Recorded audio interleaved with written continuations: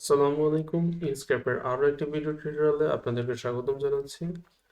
বিগত পর্বসমূহে আমি বেশ কিছুটা আলোচনা করেছিলাম, সেটা হচ্ছে যে কোনো একটা অবজেক্ট সিলেক্টেড থাকা অবস্থায় সেটার ভিতরে ফিল, স্ট্রোক আর স্ট্রোক স্টাইল এই তিনটা সম্পর্কে, এবং ফিল কালারের ক্ষেত্রে আমরা linear, blood colour, linear gradient, radial gradient এই জাতীয় যে বিষয়গুলো আছে এগুলো সম্পর্কে বেশ কিছুটা আলোচনা করেছিলাম। তো গ্রেডিয়েন্টের যে ব্যাপারটা, এটা চাইলে শুধুমাত্র আমরা যে ফিল্ডে অ্যাপ্লাই করতে পারবো ঠিক এরকমও না, আমরা চাইলে স্ট্রোকের ক্ষেত্রেও ব্যবহার করতে পারবো। তো যদি আমরা স্ট্রোকের যে উইডটা সেটাকে যদি একটু বাড়িয়ে দিই তাহলে হয়তো একটু আরো ভালোভাবে বোঝা যাবে। তো আজকের আলোচনার বিষয় তো সেটা না, কিন্তু আজকে আলোচনার বিষয় হচ্ছে আমাদের মেশ গ্রেডিয়েন্ট। তো মেশ গ্রেডিয়েন্টটা কি সেটা জানার জন্য সবচেয়ে সহজ উপায়টা হচ্ছে যে আমার এই জায়গায় মেশ গ্রেডিয়েন্ট নামে একটা অপশন আছে, ফিল এন্ড স্ট্রোকের ফিল ট্যাবে অথবা স্ট্রোক ট্যাবে, দুইটা ট্যাবে পেয়ে যাবেন।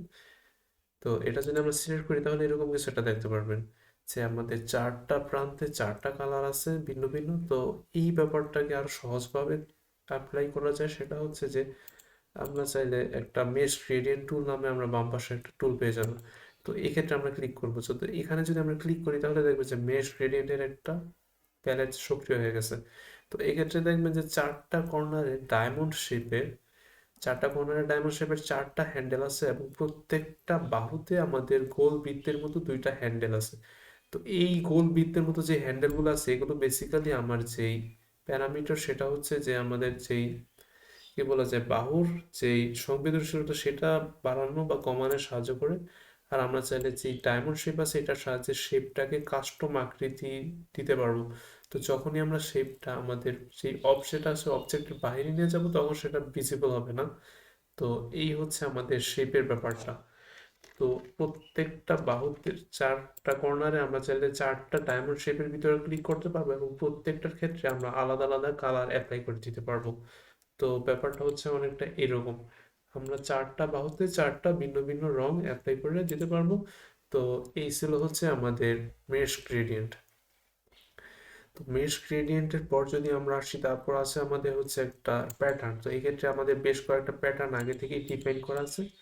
এই প্যাটার্নগুলো চাইলে আমরা বিভিন্ন ধরনের প্যারামিটার নিয়ে কাজ করতে, যেমন যেমন স্কেলিং এর ব্যাপারটা হচ্ছে এক্স অক্ষ বরাবর কতটুকু বড় বা কতটুকু ছোট সেটা চাইলে আমরা পরিবর্তন করে ফেলতে পারবো। তো এখানে একটা চেইনের মতো বাটন আছে, এই চেইনের মতো বাটন যখন লক করা অবস্থায় থাকবে তখন এক্স আর ওয়াই একসাথে বৃদ্ধি পাবে। তো এটা যদি আমি লিঙ্কটা সরিয়ে দিই তারপর আমরা চাইলে আলাদা আলাদাভাবে বৃদ্ধি করতে পারবো। তারপর হচ্ছে ওরিয়েন্টেশনের ব্যাপারটা হচ্ছে যে আমরা কত ডিগ্রি অ্যাঙ্গেলে থাকবে। আর তারপর ব্যাপারটা হচ্ছে অফসেটের ব্যাপারটা হচ্ছে যে শুরু বিন্দু আর শেষ বিন্দু সেটা যে একটা ডিফারেন্স আর কি। তো ব্যাপারটা আমরা অনেকটা এইভাবে চিন্তা করতে পারি যে আমাদের অসিলেশন বা বিভিন্ন যে সমীকরণগুলো আছে ফিজিক্সের সমীকরণে একটা ডেল্টা থাকে না, পথ পার্থক্য বা দশা পার্থক্য, সেইটার সাথে কম্পেয়ার করতে পারি আর কি। আচ্ছা, আর তারপর হচ্ছে কালারের ব্যাপারটা হচ্ছে যে এতক্ষণ হয়তো আপনারা জানেন যে কালারটা কি করতে পারে। তো এই হচ্ছে আমাদের প্যাটার্নের ব্যাপার। তো এখানে বেশ কয়েকটা প্যাটার্ন আমাদের দেওয়া আছে। তারপর হচ্ছে আমাদের সোয়াচ। তো আমরা এই পর্যন্ত যেই কালারগুলো এই ডকুমেন্টে ব্যবহার করেছি সেটা একটা লিস্ট বা তালিকা দেওয়া আছে, যাতে আমরা আবার সেগুলোতে টুগল করতে পারি। তো এই ব্যাপারটা অনেকটা কাজ সহজ করে দিতে পারে। তো এই ছিল হচ্ছে আমাদের ফিল আর স্ট্রোক মেনটেন্স। তো ফিলের ক্ষেত্রে যেমন আমাদের গ্রেডিয়েন্ট, মেশ গ্রেডিয়েন্ট, তারপর প্যাটার্ন আছে, এই ব্যাপারগুলো আমরা চাইলে স্ট্রোকেও পেয়ে যাব। কাজ একই, তবে কাহিনীটা হয়তো আপনারা এত করে বুঝতে পেরেছেন। তো আজকে এই পর্যন্তই রাখছি। ভিডিওটি এতক্ষণ দেখার জন্য অসংখ্য ধন্যবাদ।